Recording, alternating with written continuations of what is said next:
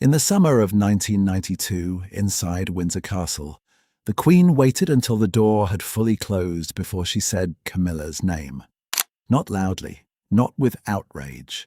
Just once, in the careful tone of a woman who had spent her whole life understanding what could be survived in public and what could not.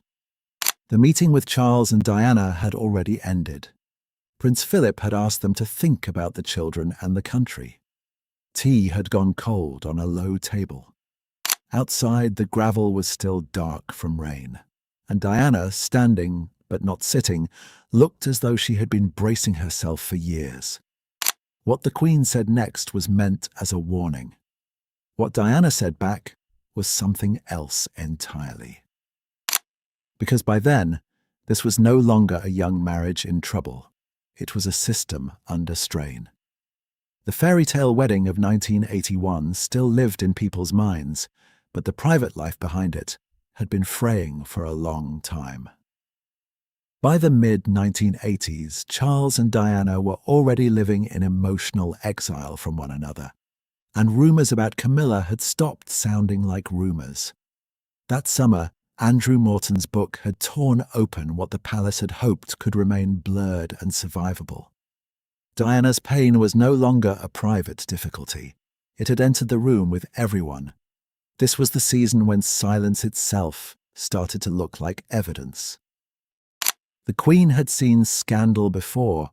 She knew that marriages could cool, that people could disappoint each other, that duty often demanded an expression very different from feeling. But Camilla presented a different kind of problem. Not because she was dramatic, quite the opposite. She was patient. She had the kind of presence older institutions often underestimate at first. The quiet kind, the one that waits at the edge of the room until the room begins to rearrange itself around it. And that, more than noise, was what made her dangerous. The Queen understood behavior in patterns. She could recognize a person who never forced the door, only remained nearby until someone else opened it. Diana knew that pattern too. She had known it before the newspapers became unbearable, before the tapes, before the public language of separation had been prepared for official use. She had known it in the small humiliations first, a name that arrived too easily in conversation, a mood in Charles that changed when a telephone rang, a familiarity other people pretended not to notice. It was never just one discovery. Betrayal at that level came in repetitions, in glances, in absences, in the way a woman could be standing in her own marriage and still feel like an interruption. Diana had not become frightened because she was naive. She had become precise because she had stopped being naive. A few years earlier, in 1989, that precision had taken her somewhere she was never expected to go. A private party, a staircase, a room downstairs where Camilla was talking with Charles. Diana would later describe being terrified.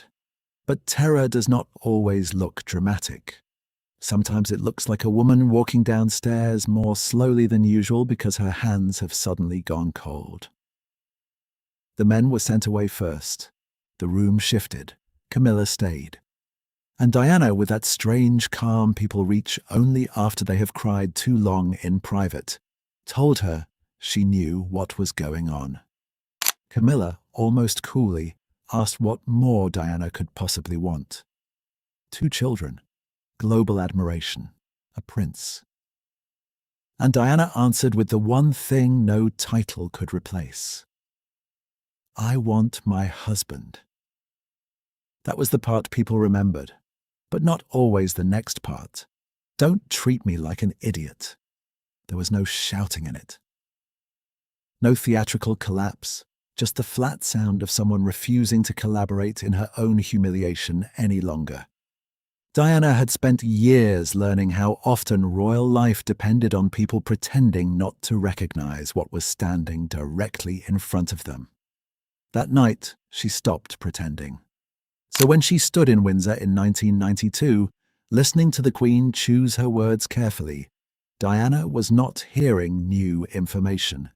She was hearing confirmation from the highest possible voice that the thing everyone had been managing around had finally become too large to manage. The Queen did not speak as a mother-in-law first. She spoke as a monarch shaped by continuity. Her instinct was order, containment, survival. She warned Diana, gently but unmistakably, that Camilla's way was not reckless. That was what made it difficult. Some people caused damage by making scenes. Others caused it by making themselves indispensable without ever seeming responsible for its damage. The Queen had lived long enough to know which kind lasted longer. Diana listened without interrupting. That was one of the things people often missed about her. She was emotional, yes, but she was also observant. She noticed who reached for a cup and did not drink, who spoke too fast, who looked at the carpet before saying something unpleasant. In that room, she watched the Queen keep her hands folded, one thumb moving slightly over the other, the smallest sign of strain. A clock ticked somewhere behind her. A car door closed in the courtyard below. The conversation had the stillness of a moment that is both private and historical. Diana did not sit down. Then the Queen said something about Camilla's behavior, about influence, about patience, about the sort of woman who knew how to remain close to a situation without ever seeming responsible for its damage. And for a second, it almost sounded like sympathy. Not full sympathy. The Queen was too disciplined for that. But recognition, perhaps. Recognition that this had not been a simple indiscretion, nor a passing indulgence, nor the kind of problem time solved. It had become a structure around the marriage, a habit, a third presence with no official role and yet enormous power. Royal history is rarely made in public. It is made in a room like this. Diana looked at her for a long moment before answering. No performance, no self-pity, just fatigue sharpened into clarity.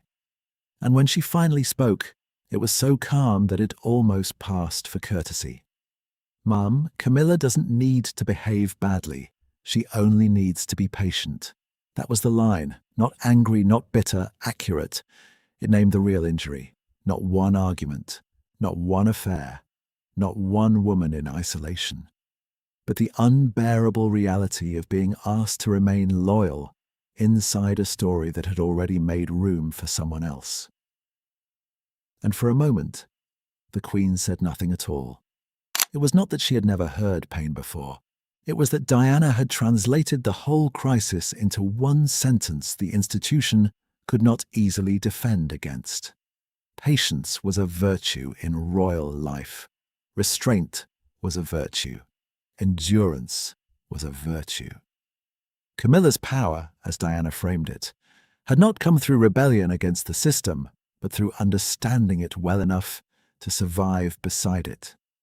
That was the part that left the Queen still, because it meant the threat had not arrived from outside the palace gates, waving scandal in the air. It had settled itself within the habits of the people inside. Diana was not asking for pity. She was describing the truth as she had lived it. What followed was not an explosion. That would have been easier. The room stayed quiet. The Queen looked down briefly, then back up, as if measuring whether anything useful remained to be said. Philip was somewhere beyond the corridor, speaking in a lower voice to a private secretary. Staff moved discreetly at a distance. The palace had resumed its usual rhythm. Diana finally sat then, but only on the edge of the chair, the way people sit when they have no intention of settling. The tea tray was removed untouched. Someone opened a door and closed it again. Nothing dramatic happened. And yet something had shifted so completely that the old language could no longer hold. Later, what the public would see was the familiar surface. Engagements. Distances measured in inches and interpreted in miles. Separate moods, controlled smiles, official language.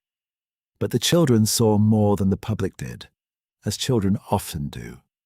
William, old enough by then to read a room even when nobody explained it, noticed the missing things first, who no longer waited in doorways, which silences had become regular enough to feel scheduled. He did not need the newspapers to tell him when the atmosphere changed. Children rarely do. They hear it in how a mother answers too quickly, in how a father becomes formal before anyone asks him to, in how adults begin using careful voices in their own home. And Diana, for all her hurt, remained painfully alert to what that meant. That was one of the most human contradictions in her. She could be wounded and still be watching other people.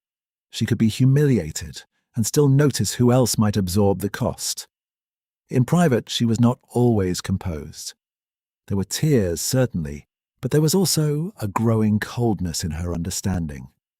By 1992, she no longer believed this could be corrected by charm, loyalty, or strategic silence. The marriage had crossed into another condition. It was being preserved in form while draining in substance. By December, the word separation would be carried into public life with official clarity. Not as gossip, not as a leak, but as facts spoken aloud in Parliament. By then, much of Britain would imagine the announcement as the central wound. It wasn't. The wound had happened earlier, in rooms where no cameras were allowed, in years when everybody important knew enough to worry and not enough to change the ending. The announcement was only the moment the structure admitted what the people inside it had already been living. Diana understood that before most people did. The Queen, in her own way, understood it too. But understanding a thing and stopping it are not the same power. There is a tendency, years later, to sort everyone into cleaner roles than they had in life. Villain, victim, mother, monarch, rival. But real rooms are less tidy than headlines. The Queen may well have wanted preservation more than confession. Diana may have wanted love and vindication in unequal measure. Camilla may have understood that staying still can be its own form of pressure. Charles may have mistaken familiarity for inevitability. That is why these stories last. Not because they are simple, but because they are not. That evening, after Windsor had gone dim and the footsteps in the corridor had thinned out, Diana stood alone for a moment by a window and looked into the courtyard. The rain had stopped. The stone held the last of the light. Somewhere beyond the walls, photographers were waiting, and Britain was still trying to decide whether what it loved about the royal family was fantasy or endurance. Behind her, the room had been restored so completely that no one entering later would have known anything difficult had happened there. Cushions straightened, cups removed, fire settled. That was the genius of institutions. They made pain disappear from the furniture long before it disappeared from the people. And the Queen, alone a little later in her own room, would have known that the conversation had not failed because it ended quietly. It had failed because Diana had answered from a place that no strategy could reach. You could warn someone about recklessness, about indiscretion, about public embarrassment. But how do you warn a wife about patience when patience is exactly what has already defeated her? That was the part left hanging in the air after Diana spoke. Not rage, not melodrama, just the bleak intelligence of a woman who had finally understood the shape of her own exclusion. The last image is not of a confrontation at all. It is of a corridor, late, quiet, palace lights low against old walls. A door closing softly somewhere out of sight. Diana walking away without hurrying, one hand briefly touching the banister as if steadying herself. Not from weakness, but from certainty. She already knew then that some battles are lost, long before they are announced. And behind her, in all that polished silence, the monarchy remained standing exactly as it always had. Only now, at last, one of the women inside it had said the unforgivable thing out loud. The danger was never the scene. The danger was the waiting,